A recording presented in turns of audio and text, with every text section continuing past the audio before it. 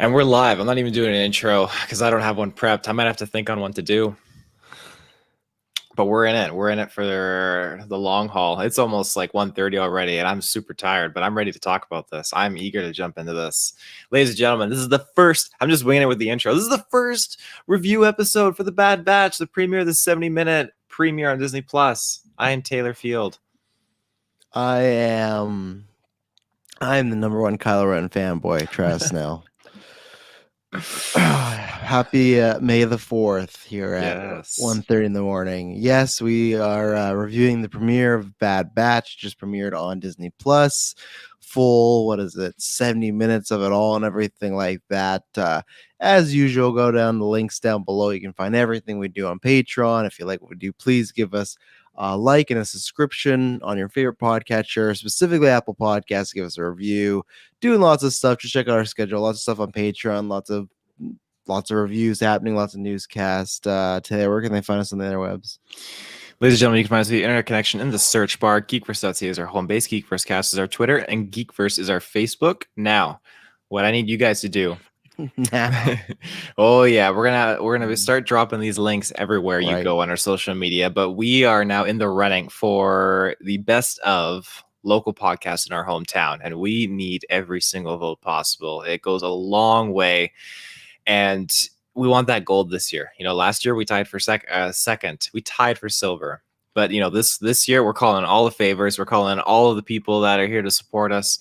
We believe in you, and we would really appreciate it if you took 2 seconds to just drop a vote our way. We believe in you. Definitely send me that link after this, because then I'll put it in the description. But yeah, we'd appreciate it. Just send a vote our way. If you like what we do, that's another way to support us. And it'd be great to give us a nice little gold plaque to once eventually COVID's over and we can put it somewhere. That'd be nice to have. So if you do that, we appreciate it. It literally only takes about 30 seconds and it's going to go till May 17th. So we're going to promote that a little bit as we're going on. So yeah, anything else to promote out there? Not that I can think of. We're going to start non-spoilers and then we'll get into spoilers. Taylor, what did you think of the very first episode of The Bad Batch? Ooh, so I had no idea how this show was gonna start off. I didn't know. And the moment it started, it got right into a scenario that I wasn't expecting, and the hair stood up on my arms. I was thinking, oh no, we're really going there. And sure enough, that's exactly where we went. And it was crazy, but there were so many awesome little Easter eggs. One major notable moment that I can't wait to talk about, because I'm wondering if you caught on to it. It was very blatant, but I'm wondering if you noticed it. But then other than that, I love the political agenda that they dive into in this episode. It's just right up my alley. There's so many things that I've always wondered on the back burner about this transitional period, and they dive into it. They reveal certain things, and this is only the first episode, so I cannot wait for what's to come and more reveals in this sense. So yeah, I thought it was good to fine. I think I realized, because I remember when we reviewed the final season of Clone Wars, I was not the biggest fan of the Bad Batch episodes. And I remember being like, yeah, I don't really like these guys. And I think after they announced the series, I was kind of I was like, I think that's one you can review by yourself. And as the show came, I'm like, yeah, I'll review it. I'll be on everything like that. And I think as I was watching this, I was like, yeah, I think this just isn't for me. And that's where it's like, it's not even like anything else before. It's like, oh, bad stars as far as some stuff I have a problem with prequels or how I think Rogue One's overrated. No, I think this is good. I think it's solid. It's just not stuff that I'm too into. I think it hits like, I don't know if it's like trifecta, but it's like, one, it's about the troopers, which is that's a total Taylor, like, love the troopers. Or for me, it's like, I like them enough, but I'm never into them that much. 2, it's a prequel. So if people are longtime GV fans, you know how I feel. Yeah, there's lots of Star Wars stuff. Mandalorian's a prequel, but I guess this one feels for me a little redundant, because I guess for you, it's covering stuff you're like, oh, I've always want to know what this is. But I find most of the stuff they're covering this is like things we kind of know the answer to, or we know like it's not going to end well for these characters or the other things that are kind of around. I think it's just kind of like, okay. To me, this is almost like you could have a episode in a series about this, but I don't know if it needs to be a whole show, and especially with it being 16 episodes, it's like, whoa.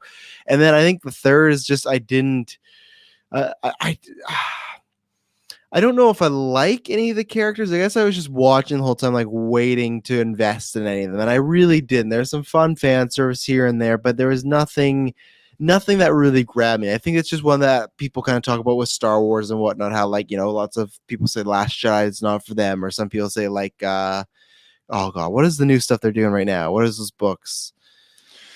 You mean the High Republic. Yeah, Yeah. like lots of people go, oh, that's just not for me. I think this is a show that I think I will watch. I think it's one that I might watch when I kind of maybe binge or wait a few episodes, or maybe if I hear a good thing.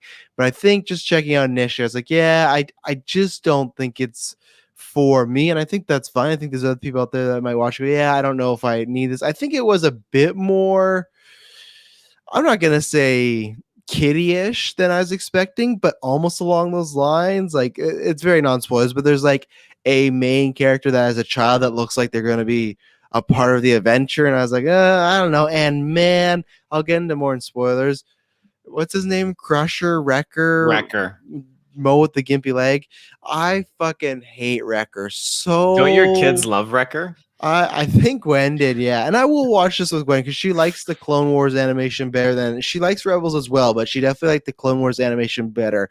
I think this animation was good. It's definitely, I don't think as like movie quality as the final season of Clone Wars. Like, there's times where it looked good shaded. Like, there's those like Myers Wars. There's scenes where they're like in the rain and there's like lightning going on, like that look good. But then there's some shots where it would look like very almost first season of Clone Wars, where it's like, okay, this looks kind of rough. So it's not that those few episodes of Clone Wars of Ahsoka and Maul and everything. We're like, oh, this looks like this could be in a movie theater. This is like, okay, kind of, I wouldn't say like Rebels, but just kind of somewhere in the middle.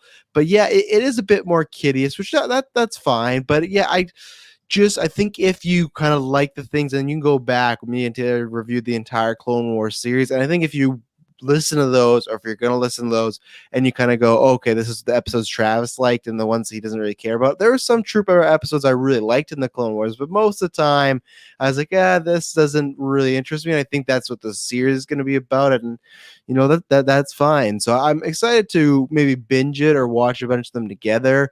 But I just don't. I guess it was looking at the clock at 1 a.m. and I'm seeing Crusher make jokes about a fucking teddy bear. I'm spoiling a part where he gets a teddy bear, and I was just like, I don't need to be up for this. I don't. That's Travis's formal resignation from doing the Bad Batch reviews henceforth. Yeah, I did message to him like, I think these are, and to be honest, like I said, I had listened back. Like, I remember when we did Bad Batch and it was announced like, yeah, I think you can do them separately. But you know what? I gave it just a college try. It's not bad. I don't think it's that. It's not like I was watching like, this is terrible. How'd they do stars? I think it's quality. It's just that it's for a certain type of group. And like I said, I guess it's a prequel stuff too. There's so much just alluding to, which I'm excited to hear from you, because maybe you have stuff that they're alluding to. I'm like, okay, I didn't think about that. But I feel like all the stuff we're alluding to, it's like, okay, I know exactly where we're going. And that doesn't really intrigue me. At least with the Clone Wars, it was like, okay, we're getting shades of gray of characters, or we're getting shades in of characters that we know, or something like Ahsoka, where it's like, okay, we're going to invest more, where I don't know. I don't think the Bad Batch are secretly going to be around in, I don't know, Mandalorian, Rise of Skywalker. Maybe they will, and maybe it will be more interesting then. But at this point, I'm not sure. But anything else you have to say, non-spoilers? I got nothing. Okay, we're going to take our first ad break, and then we're going to get into spoilers. So if you've not seen the episode, come back and watch it later. And yeah, we'll be right back. Oh, just punched my knee. That really hurt. Where do you want to start, Taylor? Where do you want to start with these Bad Batch boys? Right at the beginning. Definitely at the beginning. So I want to know, do you know who those two Jedi were at the beginning? No, I did not, but that kid fucking annoyed me, man. So his animation was not good. He was like, how old's he supposed to be? How old's he supposed to be? He looked like a man shrunken down. Like, he looked like he's supposed to be Anakin. I'll let you gauge it, but that kid is Kanan Jarrus from Rebels. Oh, that's Kanan Jarrus? Okay. Mm-hmm. Yeah, that's cool. But like, I feel like he just looked, He I will looks too admit he old. did sound like a grown man in a Yeah, child's and like body. the thing I'll is, give you he that. sounded like that. His face looked like that, and then when because they do this thing where they like he like jumps in the action or something like that, and then just when they zoom out, it's like he's so short. Like, what's going on here? Like it was strange, but okay, that's cool. I didn't even catch his. Did they say his name? Yeah, his master said Caleb, and Caleb Doom is Kanan Jarrus from Rebels. Okay, see, I don't even know if I've gotten it. Like, I still haven't finished Rebels. I still need to. I don't know if that's been revealed. But okay, that was fun. That was cool. I liked that. Other than, like I said, I did not like the animation of him. He looked a little odd and a little rigid. People's nose in this series looked it was very rigid, the nose. But okay, that's a fun little Easter egg. That's fun to know where he goes. Because I thought he was somebody like you were gonna bring him in canon that I didn't know, or we were gonna get more because they did a whole like, whoa, I wonder what he's gonna be up to, and he's gonna go have a big adventure in Rebels, so that's cool. Yeah, that's right off the hop. That was my favorite thing. I wasn't expecting it to go back. Again, we got some badass animated scenes from Revenge of the Sith. I love that sequence, like seeing Grievous again, and then just seeing like Chancellor being saved by Obi-Wan and Anakin just was super, super awesome. And again, it was just such a perfect follow-up to where we left off to a degree in Clone Wars. But you must have loved it. The opening is exactly like Clone Wars. Like, this is really a Clone Wars sequel. Like Rebels is in a way, but I feel like Rebels is more like what they call a spiritual successor, where it's like it's in the universe, it's based on some characters you know and love. But this feels like they literally start like I just laughed. The guy's narration was back. I was all in, baby. Yeah, oh man, I just laughed when the episode started, and it was like Star Wars, the Clone Wars, and then like Burn Away the Bad Batch. And I was like, okay, and then that fucking cheesy ass narration, which people know of the Clone Wars. I hated that in the retrospect. So like, I just laughed. I was like, man, they've tricked me. They've literally done another season of Clone Wars, and like I said, I liked Clone Wars near the end, but like I said, the first 3 seasons I was very mixed on, and that's what this episode felt like. Very much like, okay, no, it to me was easier when we did the retro because I could binge a bunch and get to the thing. And this was like 16 weeks. This like I don't know. So when they had the logo and narration, I was like, oh, you conned me. It's just Clone Wars. It's like that GIF where the guy's like, got him. Yeah, well, yeah. It's just like it's just this again, and which it's fine. Do you think we're gonna get that narration every week? I feel like it was only here for the transition to the Bad Batch. Okay, so yeah, no, that was fun. We got to see you got to see kind of what happened when like the finale or like Revenge of the Sith, and they even did like I liked they did Palpatine like his speech again, so you got to see that. That was right up my alley. Tara, like that. I have to ask you a question now. I only watched the Bad Batch episodes once because, like I said, I wasn't a big fan of them. I thought they were kind of cheesy. It just wasn't really for me, and that kind of persisted into these episodes.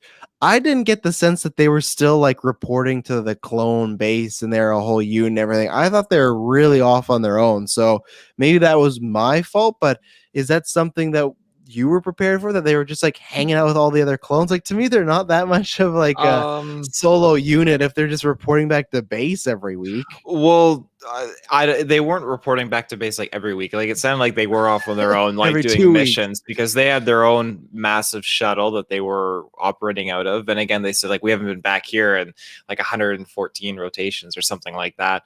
So I take it as they normally don't go back to Camino very often. It's usually they're out there and they get back to their like little area, their nest egg, and they carve in how many successful missions they had in sequence, right? And so they're obviously out on their own and on the go quite often. But again, I love their dynamic with the clones and seeing there's going to be a lot of clone talk in this series. The clones change of persona and character was just so crazy, and just it's so insane, just their whole take. So like, and here's the thing, like I feel like we see some of that a little bit in Rebels. We definitely saw that in the prequels and then a bit in Clone Wars, especially this final season. Like, what are the most exciting like bridges what is getting you excited for the series when you saw, okay, they're gonna tackle this and this? Like, that's what I want to know for you. What what is the silver lining right now? Where you're like, oh, they're gonna do this, and obviously you got Tarkin in there, so I'm sure you like that. I'm definitely a fan of Tarkin. He's always a nice surprise in all these different franchises. I liked him. I wish they got. I feel like the voice could be a little bit better. I feel like there's times where he sounds like Tarkin, but then there's times where he doesn't at all. But that's like a nice like tangible piece to tie. Obviously he's in Rebels and the original, but like, what is the pressing? Oh, I'm excited for them to be tackling this or covering this in this series. Well, the one big thing they tackled was just the starting post Order 66 stuff and leading up to that, and then getting a little bit into the realm of the whole political agenda of why the Empire is trying to shut the clones down. That was always something I really liked. And again, we got little not nitpicks, but like tidbits of that in other Star Wars mediums, like in the original Star Wars Battlefront 2 and stuff like that. But there's never been a super amount of concrete, I would say, knowledge, at least to my awareness, of why they would just decommission the clones. Is it because of unreliability issues? Is it because of money? And then again, like, sure enough, they just Tarkin just labels it out. It's like, well, we can pay literally like a quarter of the cost to enlist people around the galaxy to be them. And I love how the Kaminoans are just kind of super cheesed about this, because like, we have a contract with the Republic, and you're like, well, the Republic doesn't exist anymore. You're shit out of luck. And I'm like, well, I don't know if that'll hold up in court in this society, but it does there in Star Wars land. But again, I love that dynamic. I love Tarkin. He's fueled off of his last run with the clones, basically, in the Citadel levels that we got, or the Citadel story arc that we got from the original Clone Wars episodes. So it's just cool to see that. They might be cheaper, but I just feel like that the clones did so well with Order 66. They take out almost all the Jedis. Like, I feel like they're worth the price of a mission, Like, I feel like that's an error on their part. So I don't If they kept the clones, the rebellion never would have stood a chance. Well, that's where I guess my problem is, that I feel it was like, that's where I sometimes worry about with prequels in general. That's where this is like, okay, how do we explain that the clones are no longer there? It's like, okay, we could get there. And then it was just like, yeah, well, it's cheaper, we've taken over. It's like, well, and I could maybe buy this down the line, like maybe 5 years after Order 66. Is like, there's been no problems where the whether the intergalactic galaxy and whatnot, blah blah blah. But it's like, for this, literally like the day after, for Tarkin to be like, okay, we're getting rid of clones. Like, I didn't really like that, because I just thought, while this is working, you would use it, and then I guess I just don't think it needed to happen like literally the day after. It wasn't that they're necessarily getting rid of the clones. It was just that they weren't going to go into paying Kamino for like commissioning new clones. They kept all the other clones in service, right? As far as I'm aware, a lot of them blew up on the Death Star. Right.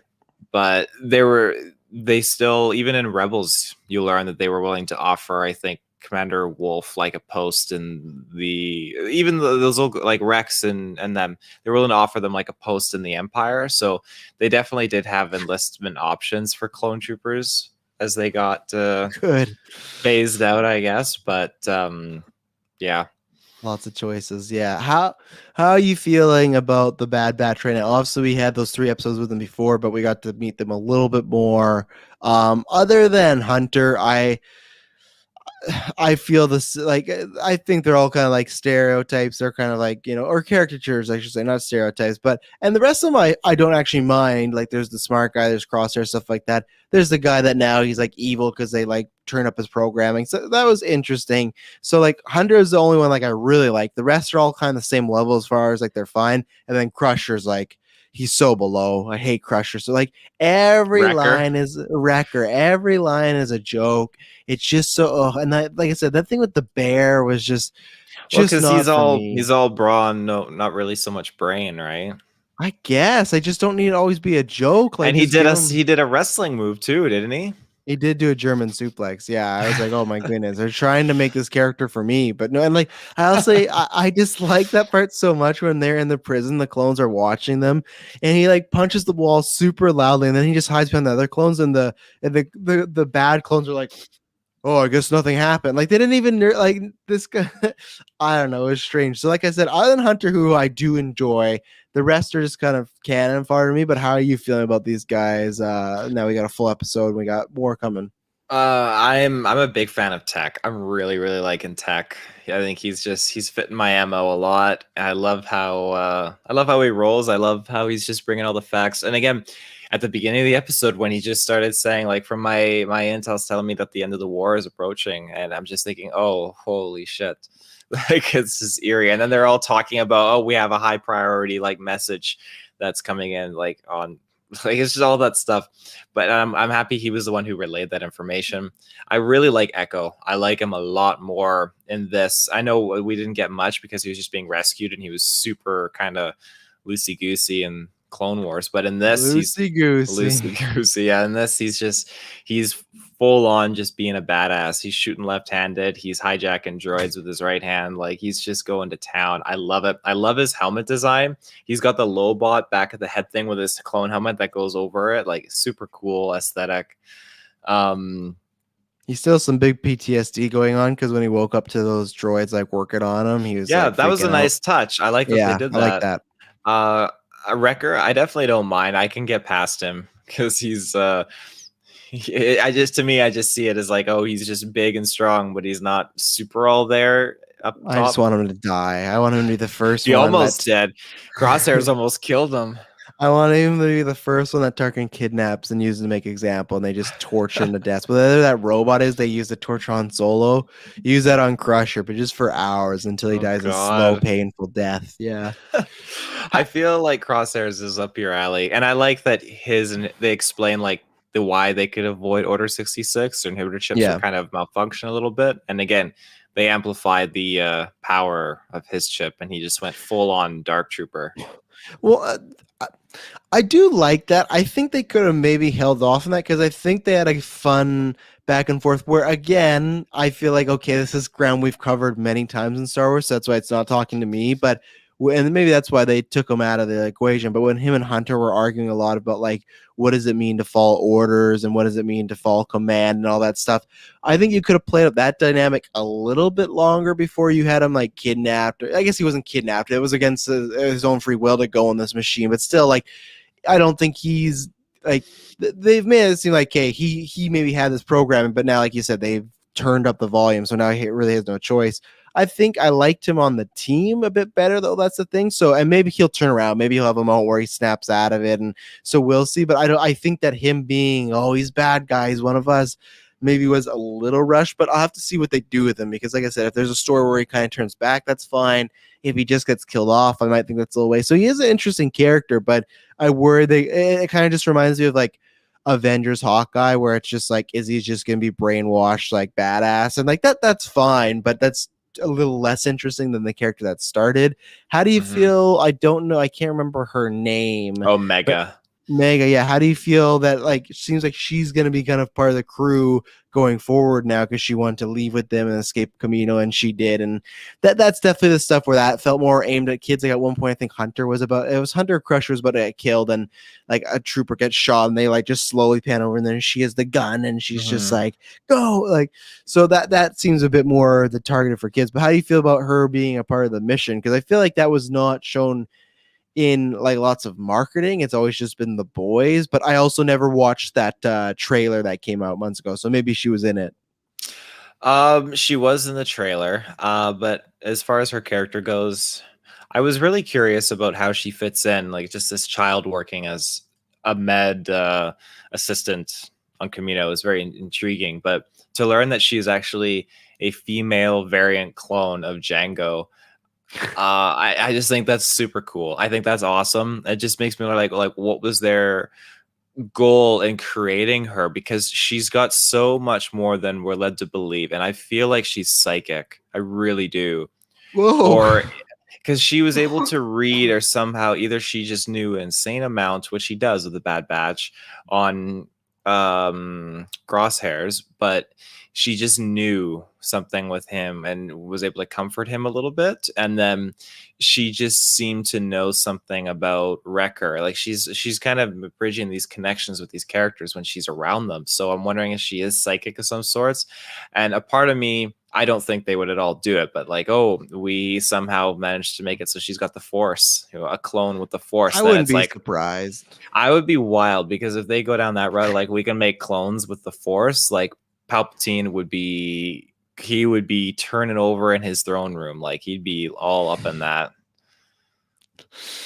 Wow, turn over the throne. Yeah, you could get it. I don't know if they will, but don't think it's out of the realm of possibility. When we had Baby Yoda and Mandalorian, that came out of nowhere. So yeah, it's possible. So what else do you want to talk about? What else is there? I mean, over the course of the episode, I mean, we got the characters' development. We got to see the clones' personas change. Yeah, we got to see Palpatine's speech. Again, I feel like the animation was. You're right. There were some moments where it was definitely not like the finale of Clone Wars. I definitely won't say it was like season 1 on point, but it was cool. It was cool to see Saw Gerrera. I liked seeing him reprise in this, and he looked really good. He did. That was another thing. Like, I just laughed when he popped up because it was just like Clone Wars all over again. I'm just like, I feel like he's the go-to. Like, here's this prequel guy that we use all the time. Like, and it makes sense. I know he like combines a lot of stories, but I just laughed. Was he in previews leading up to this, Saw Gerrera? I believe he was, because I was waiting for it. So it must be. So when he pops up, I'm like, of course. It's just like the Clone Wars or the narration. Like, of course, Saw Gerrera will be here because he's always here for this stuff. So yeah, I think that'll be fun to kind of. Obviously, he has like that like extremist group, right? So I feel like the Bad Batch will fit in, but they'll also probably push back. Like I think so far, other than Crosshairs, most of the characters seem like they kind of have a heart. So I don't think, Saw Gerrera might be a bit more extreme. So that could be some potential good drama going forward. But yeah, he was there, not voiced by Forrest Whitaker. So he's the younger version, obviously. So, but he did look good. They animated him well. I'm curious, what are the odds you think we see Vader in this? It's tough because with that Anakin actor saying we're going to see Vader again. And I thought he said we'd see more Anakin again. Okay, Anakin, whatever. Right? They're different people, right? Everybody, they're the same person. I hate that stupid excuse. So if we're gonna see Anakin again, I don't think so. Just because I don't think there's two reasons. I don't think this is going to be on Vader's radar as far as like, I feel like there's more important things he'll be doing. Maybe the Bad Batch will get to that point, but I just feel like it's unlike Ahsoka or Rebels like Kanan or Ezra, where it's like they could at least withhold their own. I feel like if Vader shows up on a mission where these guys are, you have to stretch it really thin that he doesn't just fuck these guys up. Like it doesn't really make sense. And then two, the other reason is I think like, so with Anakin, it's like, okay, that's what I mean. Like Anakin Vader, whenever you see him again, we're going to be seeing Vader again, the Obi-Wan series. I think Vader is a great calling card to have, but they did that in Rogue One. They did that in Rebels, clearly. They did that only a little bit in the Clone Wars final season, but still they did him appearing. And now they're doing it in Obi-Wan. I don't think you want to make not every Star Wars spinoff, because obviously it hasn't had Mandalorian, it won't. But I just mean like you don't want almost every second Star Wars spinoff to be like, and then Vader showed up, like, and even in Jedi Fallen Order, he shows up there too, right? So I would prefer he would not show up because like I said, I don't think it makes sense story wise, and two, we just don't need him to appear every time. But it's not out of the realm possibility that they could be on a mission and he's on a Death Star, he senses something and he's there, and maybe that he would kill them. They wouldn't stand a chance. Like, no, I hope he deals. Yeah, I hope he gets Crusher. Wrecker. Wrecker be the first to go. Yeah. Good. What about you? You think we're gonna have Vader? You posed the question. I feel like there is a chance. They love to throw Tarkin in there, so I feel like there's a chance they could throw Vader in there. And there's a higher chance of Vader than there is Grand Admiral Thrawn. I can tell you that much. Yeah, I would think so in this series. Yeah, but never count it out. I think that I guess you're right. I would say Vader has a higher chance, but I wouldn't write Thrawn off so easily. Unless I don't No? know where he is in the timeline right now. I just feel like he's in Rebels, and this series, when you brought up Kanan, it already feels like it's kind of a bridge to Rebels. So I could see him appearing in this, or if we get a second season of this, you'll definitely get Thrawn. Unless, like I said, you're the canon guy. I don't know where Thrawn is. Maybe he's somewhere in some Twilight healing baths, you know? He's probably a few weeks out from being recruited into the Empire. Well, there. I don't think it's the other own possibility then. You could see this season or next season his like first few days, you know? Oh, I'd fucking lose it. Be a 10 out of 10 season right away if I saw Wow. that. Oh my god. How did you feel about the Tarkin throwing some live ammunition on the clones? Yeah, it was I liked the callback of it felt like that Rookies episode, I think it was from it was the Mhm. same stage. So I like that. It was just that I don't know, I guess it doesn't intrigue me too much of Tarkin being like, I'm gonna take care of these clones, everything. But you know, it was very Tarkinish.